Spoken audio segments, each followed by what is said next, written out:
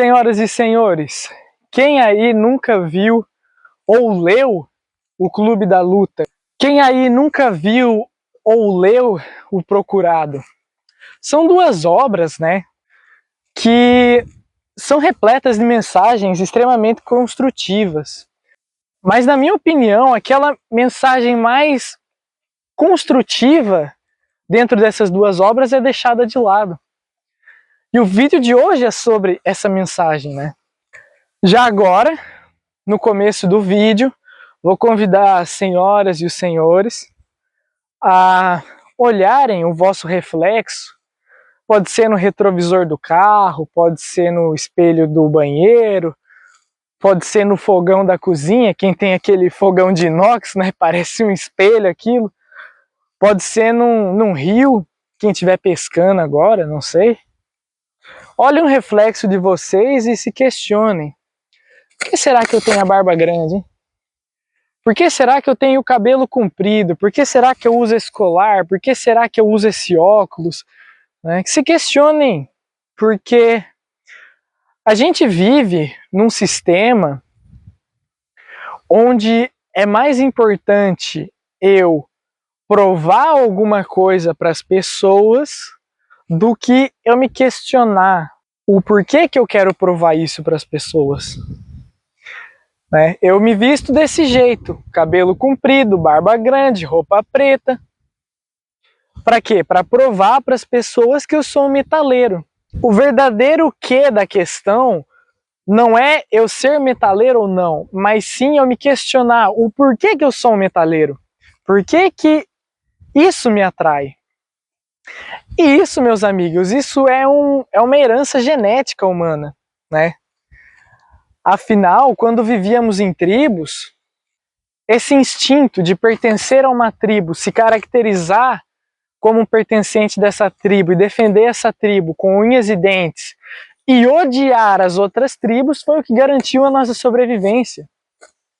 Mas hoje em dia o mundo não funciona mais assim. Eu não posso sair por aí vestido como um metaleiro, dizendo que o metal é tudo, que o metal é vida, que o metal é isso e aquilo, e sair metendo a mão em funkeiro, em cowboy, né? Não faz sentido mais a gente viver nesse sistema.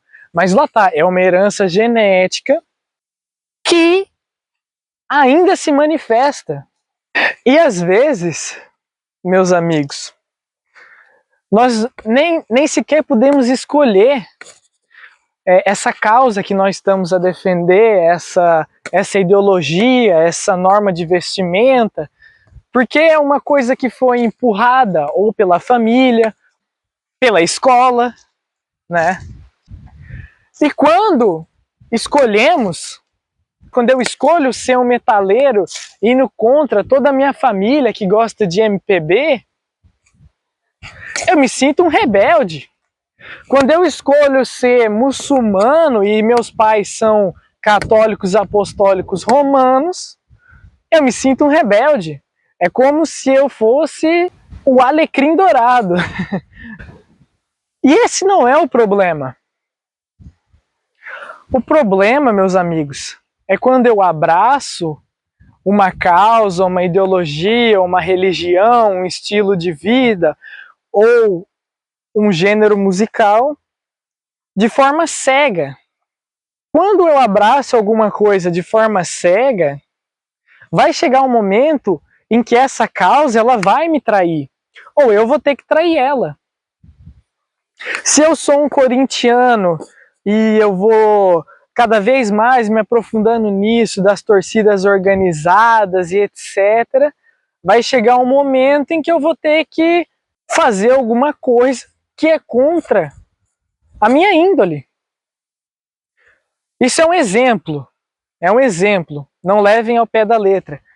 Mas se eu ir muito a fundo nisso de ser corintiano, vai chegar um momento em que eu vou ter que ceifar a vida de um palmeirense. Embora eu seja um sujeito totalmente tranquilo, né? Daí aquela hora, ou essa causa vai me trair, né? Ou eu realmente vou lá e vou cometer esse ato e vou me trair, né? ela vai me trair, eu vou me trair para encaixar nela, ou eu vou trair ela, vou dizer não, não vou fazer isso e vou sair dela.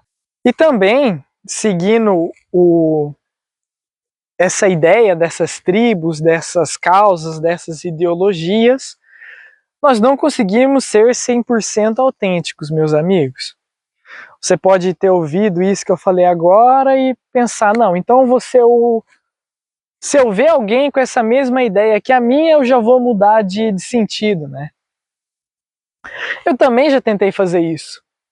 Quando eu entrava na academia e via o pessoal treinando hipertrofia, treinando para correr, treinando para lutar, eu era o único ali que treinava powerlifting. Quando todos os meus amiguinhos da escola gostavam de futebol e falavam sobre futebol, eu odiava futebol e amava Fórmula 1. Quando todo mundo ouvia aquela música mais popularesca, né, que a gente encontra facilmente na rádio ou por aí, né, eu ouvia música clássica e metal. Até que chegou o dia onde eu ampliei o meu campo social, comecei a conviver com mais pessoas, e eu descobri que a maioria dos powerlifters são metaleiros e gostam de Fórmula 1. Ou seja, de forma inconsciente, sem nem conhecer essa caixa, eu acabei entrando nela. De tobogã ainda, né? É como o rei Salomão dizia, né, meus amigos? Rei Salomão, o que o rei Salomão dizia? Não há nada novo embaixo do sol. Embaixo do sol não tem nada novo. E depois Lavoisier trouxe isso para um lado mais científico e refinado e disse que na natureza nada se cria, nada se perde, tudo se transforma. Olha que coisa bonita, né? Voltando aos filmes, provavelmente alguns de vocês já entenderam onde eu quero chegar, né? Quando eu citei os filmes e citei agora isso sobre tribos, ideologias, causas, né? Os dois filmes e livros, né, eles começam com um protagonista extremamente patético. Quando eu digo patético, não é num sentido ofensivo, mas é no sentido de serem pessoas extremamente comuns, trabalham em escritório, são vítimas do consumismo, são vítimas de um sistema que realmente nos explora, né? Mas então eles acabam encontrando outra causa, outro sistema. E dentro dessa causa, dentro desse sistema, eles não são só um número, eles são alguém, né?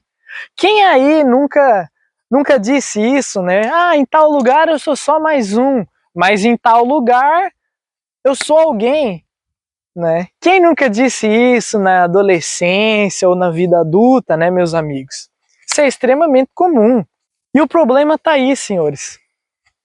Quando nós abraçamos essa nova causa com muita força e ficamos cegos, a ponto de não perceber que nessa nova causa nós também somos apenas números, somos apenas um indivíduo. E afinal é isso que acontece nos filmes, não é? Em ambos os filmes. E em ambos os filmes, os dois protagonistas chegam na mesma situação. Ou eu vou trair a mim mesmo para permanecer nessa causa, ou eu vou ter que trair essa causa para permanecer sendo eu mesmo. Eu não quero dizer que você está errado quando você decide seguir um posicionamento político ou religioso diferente dos teus pais, dos teus amigos, né? Eu não quero dizer que você está errado quando você, às vezes, é complacente, você não é rebelde, você aceita aquilo que teus pais, que a religião te ensinou. Eu não estou dizendo que vocês estão errados. Vocês estão errados a partir do momento que vocês abraçam isso de forma cega e passam a odiar o diferente. Quando eu amo muito uma coisa, vejo ela de forma cega e começo a odiar o diferente, É como se eu fosse lá no tempo das tribos, é como se eu estivesse naquele tempo das cavernas. E isso, do ponto de vista evolutivo, é um passo para trás. Se hoje a gente vive num sistema muito mais diplomático, se hoje nós temos o lobo frontal extremamente desenvolvido para termos conversas diplomáticas, para que eu vou voltar no tempo da pedra? Para que eu vou voltar nesse sentimento de odiar o diferente, né? Momento curiosidade do vídeo. A partir do momento que o ser humano decidiu viver em tribos, né? A partir da primeira revolução agrícola, que chamam, o nosso cérebro começou a mudar. Começou a ter um desenvolvimento maior do lobo frontal, começamos a desenvolver línguas cada vez mais complexas, começamos a desenvolver as sociedades.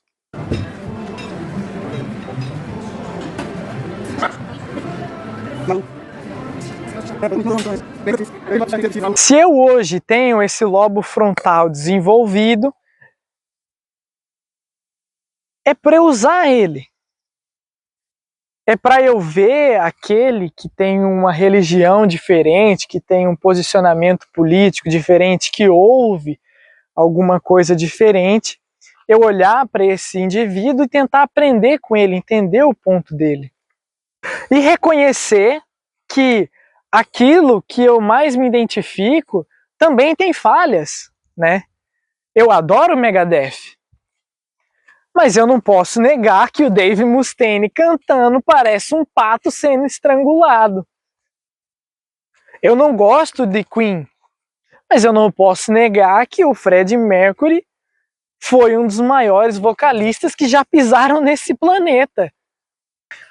Portanto, senhoras e senhores, pensem, repensem aí essas causas que vocês defendem. E quando eu digo causa, não são essas coisas grandes, religião, política. Não, pode ser a coisa mais besta possível, pode ser, sei lá, uma rivalidade entre chá e café, né? Tem gente que prefere chá, tem gente que prefere café. Se a gente não tomar cuidado, esse tipo de debate infantil pode causar um sério problema. Se eu, nesse vídeo, concluo o vídeo dizendo que chá é a melhor bebida do mundo, que eu tomo chá, apesar de gostar do café, eu tomo muito mais chá e gosto do chá, se eu terminar esse vídeo afirmando isso, tá ok. Mas sei lá, de repente daqui uma semana eu chego para vocês e digo que vocês não devem tomar café, devem tomar só chá.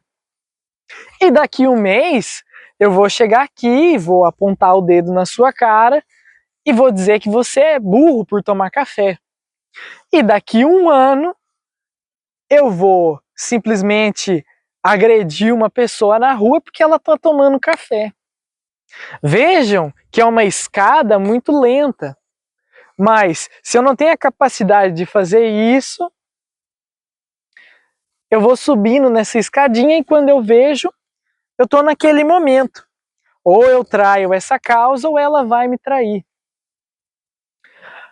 Portanto, senhoras e senhores, pensem muito bem naquilo que vocês defendem, pensem muito bem naquilo que vocês ouvem, naquilo que vocês comem.